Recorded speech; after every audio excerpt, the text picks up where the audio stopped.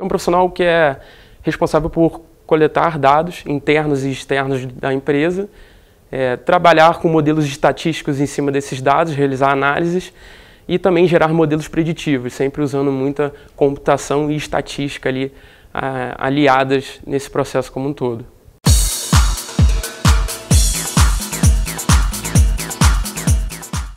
Não existe uma formação obrigatória como existe para a medicina. Então, por exemplo, se você quer ser médico, você tem que fazer medicina obrigatoriamente.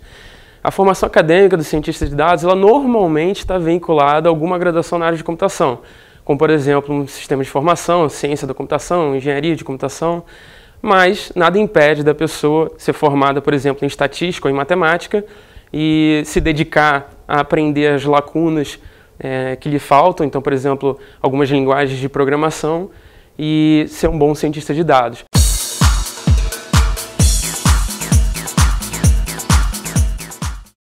Os dados são coletados das mais diferentes maneiras, tá?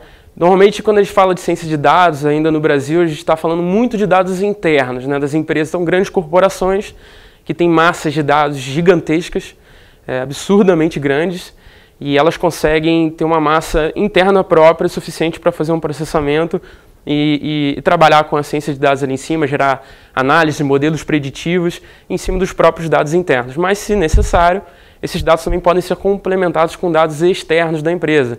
Então, a empresa pode adquirir dados de outras empresas, de outras fontes, né, como, por exemplo, tweets, e complementar os seus dados internos para gerar modelos estatísticos e modelos preditivos melhores.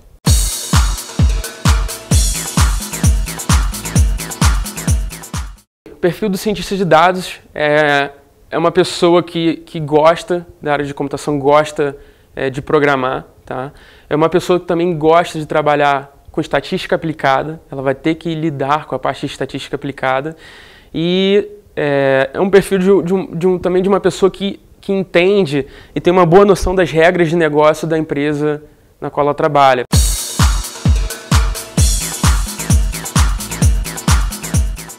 As áreas de atuação são as mais diversas, tá? A área de computação, de uma maneira geral, te permite atuar em trocentas áreas diferentes. Você pode estar desde fazendo um trabalho com dados, por exemplo, de uma região portuária, até mesmo trabalhando com dados de uma empresa de telefonia, por exemplo. E todas elas, hoje em dia, já enxergam a necessidade de trabalhar com dados, de ter um cientista de dados ali no seu corpo, né, de pessoas que trabalham com toda essa área, porque dado é o novo petróleo, né?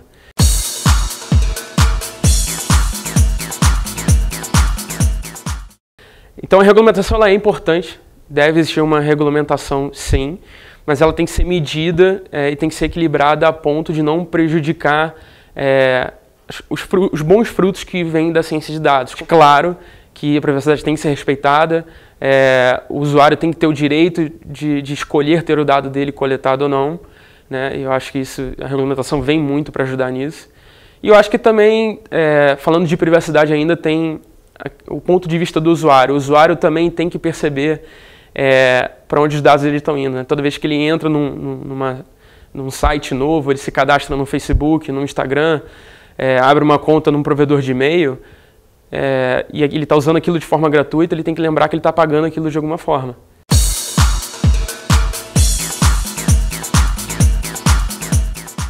É uma área que vai expandir muito, no meu ponto de vista. Cada vez mais empresas no Brasil vão enxergar a necessidade de um cientista de dados, ou então de um corpo de pessoas que faça ciência de dados, né?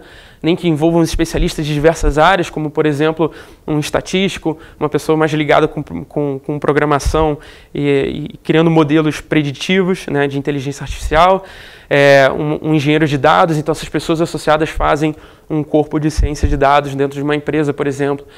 E eu acho que esses profissionais vão estar cada vez mais requisitados no Brasil e no exterior. Isso já é uma realidade e eu acho que só tende a crescer num curto, no médio e no longo prazo.